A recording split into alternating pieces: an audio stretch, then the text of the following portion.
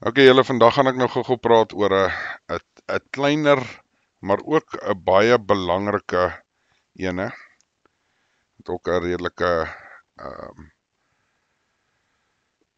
'n groot probleem kan veroorsaak, en dit is die al die COVID grants en SASSA grants en you name it grants.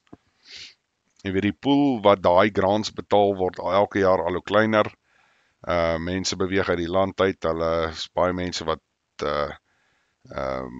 Trump se ding geaanvaar het om Amerika toe te gaan as met refugee status ensovoorts. Jy weet, dis alles belastingbetalers wat 'n mens verloor op die einde van die dag. So nou sit jy met die probleem van hierdie goed word nie betaal nie. Jong, ek dink amper dit sal die vinnigste lei tot anargie hierdie.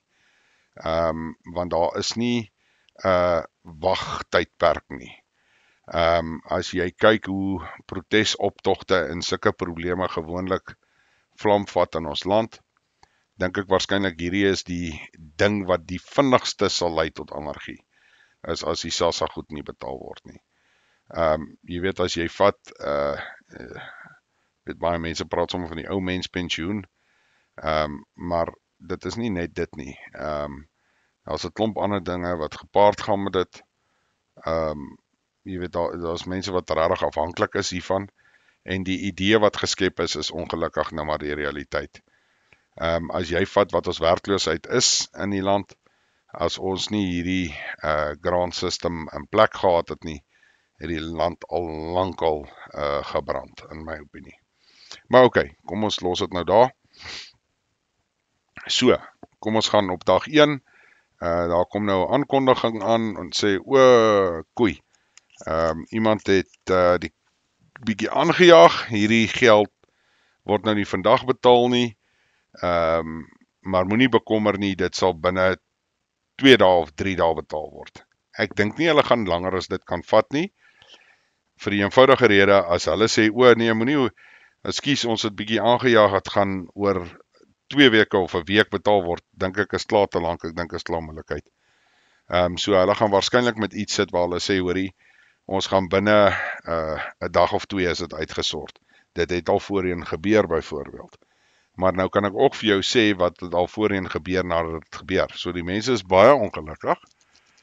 En daar is nou maar 'n bietjie van 'n protes, maar dan sover nog elke keer het hulle daarom nog voor hulle belofte die geld dan nou uitbetaal. Soos hulle gesê, 2 dae het dit gewoonlik binne 'n dag uitgesort. Maar hier kom die probleem nou in.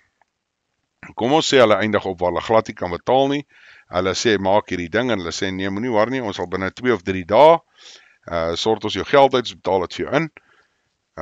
So op dag 1 sal jy 'n bietjie protes kry. Ek dink jy gaan vreeslik drama wees nie, maar hier kom dag 2 nou. Nou kom die mense, dit word nou meer mense, want nie almal kom noodwendig op dieselfde dag nie, maar hulle het nou intussen gehoor, hierdie goeders word nou nie meer uitbetaal nie, so wat is nou die storie? En by dag 3, wanneer hierdie goed nie betaal is nie, sê ek nou vir jou, is dit totale chaos. Elke munisipale gebou sal brand, elke bank sal brand. Dit is maar net die manier, want hulle soek hulle geld. So of dit nou FNB se skuld is of Absa, het maak nie regtig saak nie, maar al wat hulle sal doen is hulle geld daar moet kry, en hulle kry nie hulle geld nie, sal hulle die bank brand.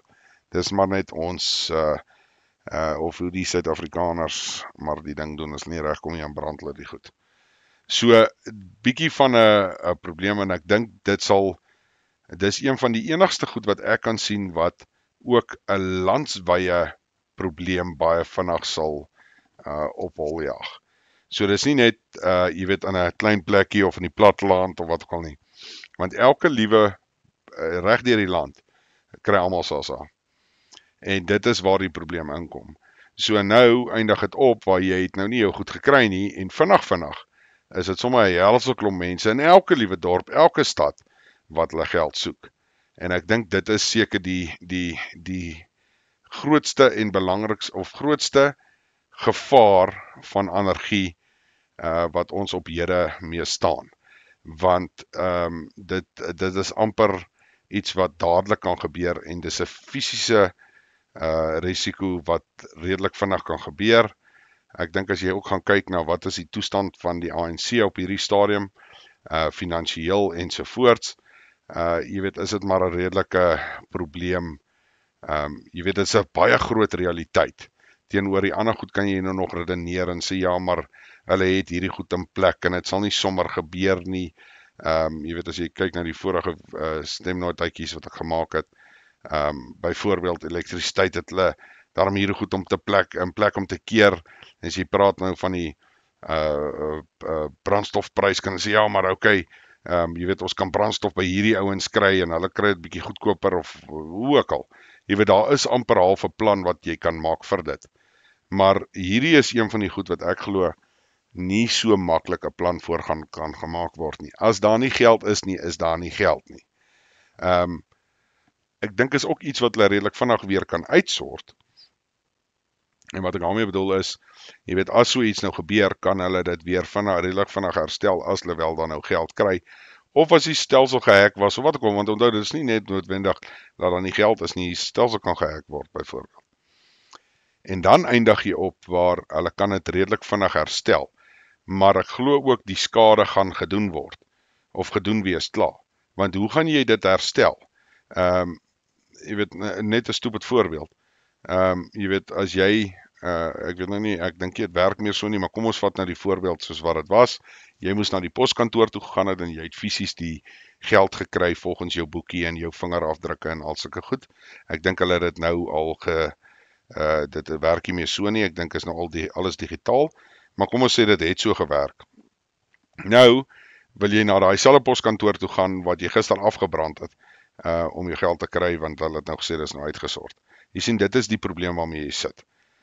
So ons moet maar in gedagte hou, ek dink hierdie is een van die korttermyn vinnige probleme wat kan opduik, maar dis ook iets wat jy redelik, ek dink kan herstel ook, of weer, jy weet, daar kan weer 'n mate van stabiliteit terugkom van dit af.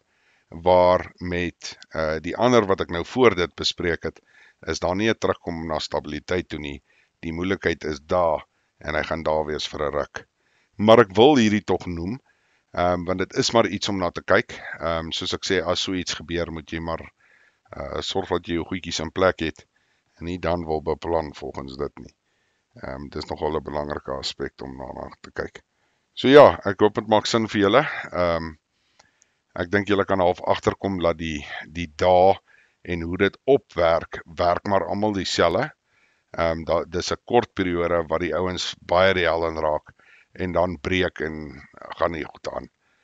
Maar soos ek sê, die voordeel van hierdie scenario is, dit is dat wel omkeerbaar. Jy weet, hulle kan weer herstel en bietjie